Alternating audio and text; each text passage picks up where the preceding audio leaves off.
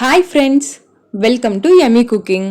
இன்னைக்கு நம்ம Yummy Cookingல சுண்டல் தாளிப்பு எப்படி செய்யறதுன்னு பார்க்க போறோம். அதுவும் ரொம்ப டேஸ்டா, ஈஸியா எப்படி செய்யறதுன்னு பார்க்கலாம். வீடியோக்குள்ள போறதுக்கு முன்னாடி நம்ம Yummy Cooking சேனலை Subscribe பண்ணிக்கோங்க. கூடவே பெல் பட்டனை கிளிக் பண்ணிக்கோங்க.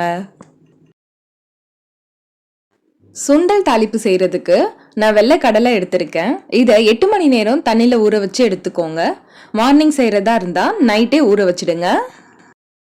இப்போ ஊற வச்சிருந்த கடலையை ஒரு குக்கருக்கு மாத்திக்கோங்க. மாத்திட்டு கடலை மூழ்கிற அளவுக்கு தண்ணி சேர்த்துக்கோங்க. தண்ணி சேர்த்துட்டு கடலைக்கு தேவையான அளவுக்கு உப்பு சேர்த்துக்கோங்க. குக்கரை மூடி 5 விசில் விட்டு வேக வச்சு எடுத்துக்கோங்க. குக்கரோட பிரஷர் ஃபுல்லா போனதும் குக்கரை ஓபன் பண்ணிக்கோங்க. கடலை நல்லா வெந்து வந்துடுச்சு. இப்ப பாருங்க, கடலையை நம்ம அழுத்தும் போது இந்த அளவுக்கு நல்லா சாஃப்டா இருக்கணும். இந்த மாதிரி நல்லா வேக வச்சு எடுத்துக்கோங்க. அடுத்து நம்ம சுண்டலை தாளிச்சிடலாம். அதுக்கு ஒரு பேன்ல 1 டேபிள் ஸ்பூன் அளவுக்கு எண்ணெய் சேர்த்துக்கோங்க. எண்ணெய் சூடானதும் இதுல 1/2 ஸ்பூன் அளவுக்கு கடுகு சேர்த்துக்கோங்க.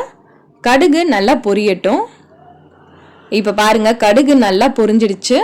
அடுத்து இதுல 3 காஞ்ச மிளகாயை கட் பண்ணிட்டு சேர்த்துக்கோங்க.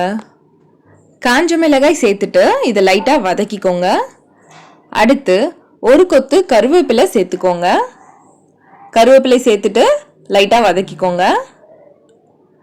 அடுத்து கொஞ்சமா பெருங்காயத்தூள் சேர்த்துக்கோங்க. பெருங்காயத்தூள் சேர்த்துட்டு நல்லா மிக்ஸ் பண்ணி விட்டுக்கோங்க. நல்லா மிக்ஸ் பண்ணியாச்சு. அடுத்து 2 டேபிள் ஸ்பூன் அளவுக்கு துருவின தேங்காய் சேர்த்துக்கோங்க. தேங்காயை மிக்ஸி ஜார்ல போட்டு தண்ணி சேர்க்காம ரொம்ப நைஸாவும் அரைக்காம கொஞ்சம் கொரகொரப்பா அரைச்சிட்டு சேர்த்தீங்கன்னா இன்னுமே ரொம்ப டேஸ்டா இருக்கும். இதை 1 நிமிஷத்துக்கு நல்லா வதக்கிக்கோங்க.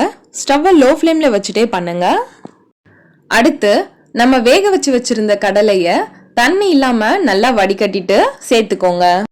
இப்போ ஸ்டவ்வை மீடியம் ஃப்ளேம்ல வச்சுட்டு 1 நிமிஷத்துக்கு நல்லா கலந்து விட்டுட்டு ஸ்டவ் ஆஃப் பண்ணிடுங்க. இதுல நம்ம தேங்காய் சேர்த்திருக்கிறதால ரொம்பவே டேஸ்டா இருக்கும். இப்போ சுண்டல் தாளிப்பு ரெடி ஆயிடுச்சு. இதே மாதிரி நீங்களும் வீட்ல ட்ரை பண்ணி பாருங்க.